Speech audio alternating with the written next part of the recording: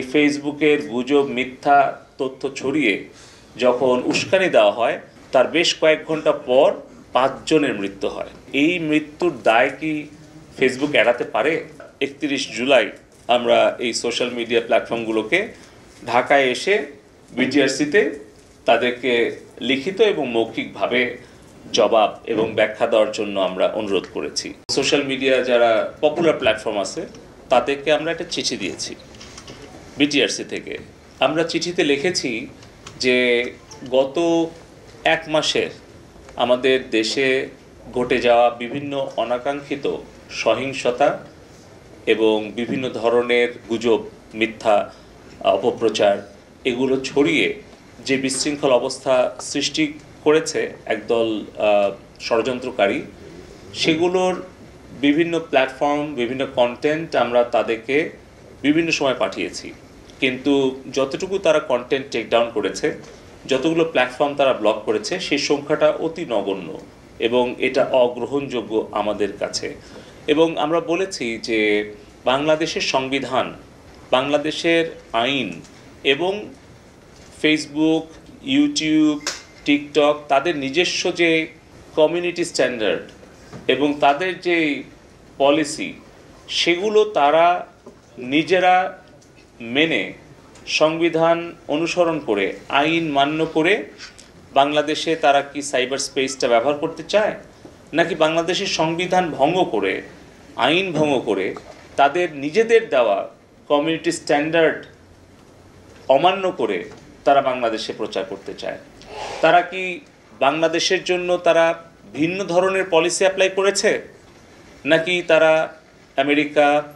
Myanmar, India, Sri Lanka, Singapore,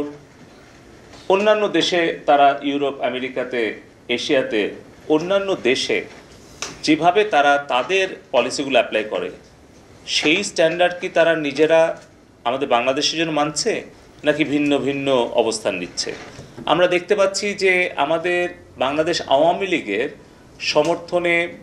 যেই পেজগুলো, যেই ফেসবুক অ্যাকাউন্টগুলো কাজ করতো, এরকম 50টা পেজ এবং অ্যাকাউন্ট তারা ব্লক করে দিয়েছে। কিন্তু একই ধরনের কাজ বিএনপির ভেরিফাইড পেজ থেকে কিংবা বিএনপির যে সাজাপ্রাপ্ত সন্ত্রাসী তারেক জিয়া বিদেশ থেকে ইউটিউবে বা ফেসবুক লাইভে এসে যে সকল বক্তব্য দিচ্ছে সেগুলো কেন ব্লক করা হচ্ছে না, সেই কন্টেন্টগুলো কেন টেক ডাউন করা হচ্ছে না? কিংবা যেগুলো চিলড্রেন অ্যাবিউজ কিংবা আপনার আমাদের নারীদের প্রতি যে আক্রমণ অথবা অগ্নিসংযোগ অথবা যে ধরনের সন্ত্রাস এবং হত্যাকাণ্ড আমাদের এই গত কিছুদিনে হলো প্রচারণা গুজবের কারণে,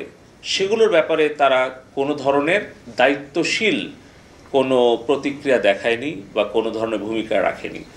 আপনারা জানেন, সংবাদ মাধ্যমে যারা মূলধারায় আছেন, যে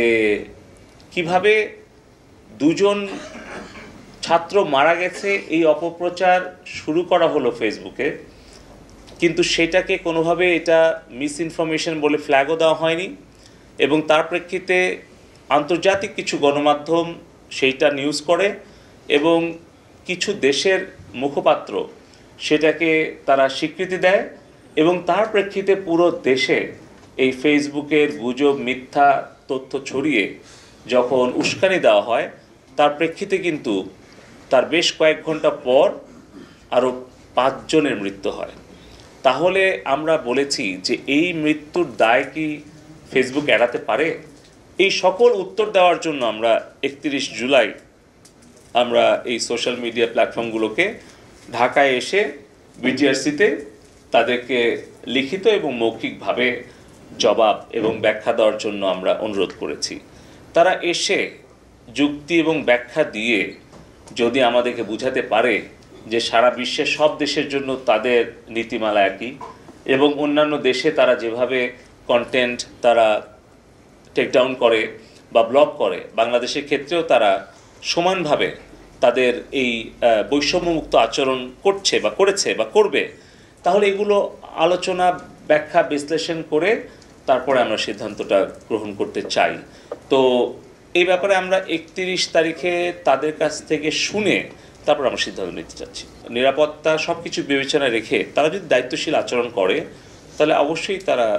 বাংলাদেশে আমাদের সকলের সহযোগিতা পাবে এবং আমরা কোনো কিছু ব্লক করতে চাই না, কিন্তু আমরা তাদের ব্যাখ্যাটা জানতে চাচ্ছি।